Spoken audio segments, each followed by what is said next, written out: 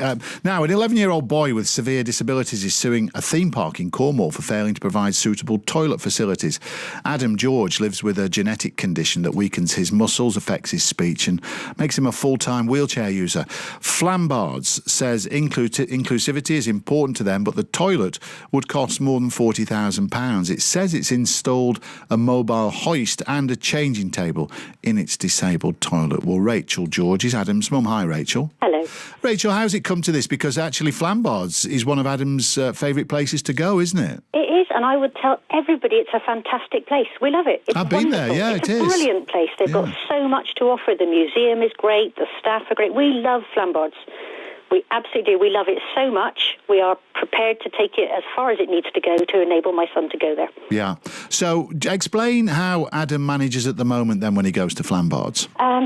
Well, for a long time I actually used to put him on the toilet in the back of my car, and it is as horrible as that sounds. And then he got bigger, and I needed two people, and it was a matter of being in the back of the car, covering windows, lifting him from his wheelchair to a camp bed to the toilet chair, back again. And he got too big. It wasn't safe anymore for any of us. I have a back injury. It just wasn't a safe prospect, and we reached a point where we couldn't go, and we stayed away for a very long time. And then Adam kept asking, and I kept making excuses. And he's disabled. He's not daft. He knows that Flambards cannot possibly be closed every single time he asks.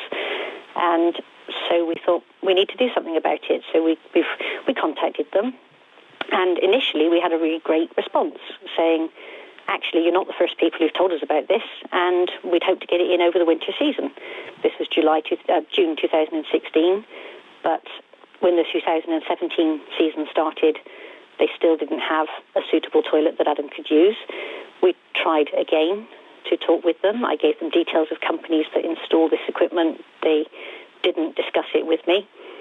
And after a while, we thought, let's speak to a solicitor and see if there is anything we can do, because we know that the Equality Act says that you can't treat a disabled person less favourably, and we also know that reasonable adjustments have to be made, and we know that the law states that the disabled person shouldn't have to pay for the adjustment. And we've been taking a mobile changing places toilet with us each time we go to Flambards. And how much did that cost you? That cost quite a lot, didn't it? £360 per day. Yeah.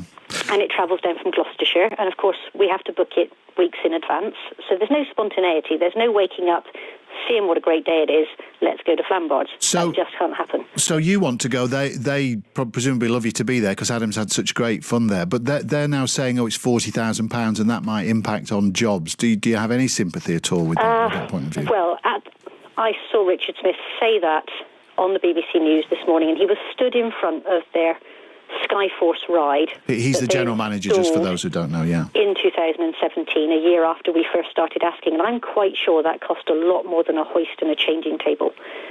And I don't think it cost anybody a job. And also, the £40,000 figure, I'm not quite sure where they've got it from.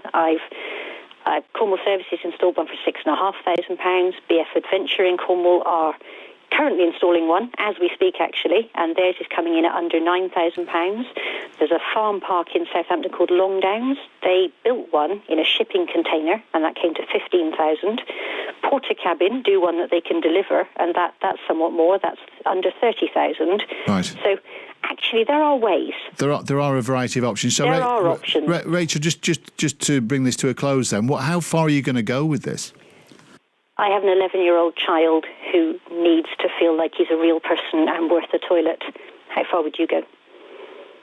A fair point, well made. We'll follow this, Rachel. If there's a significant development, we'll be back in touch. It'll be interesting. Thank you very much. I hope Adam has some nice days out this summer. Thank you very much. Thanks, Rachel.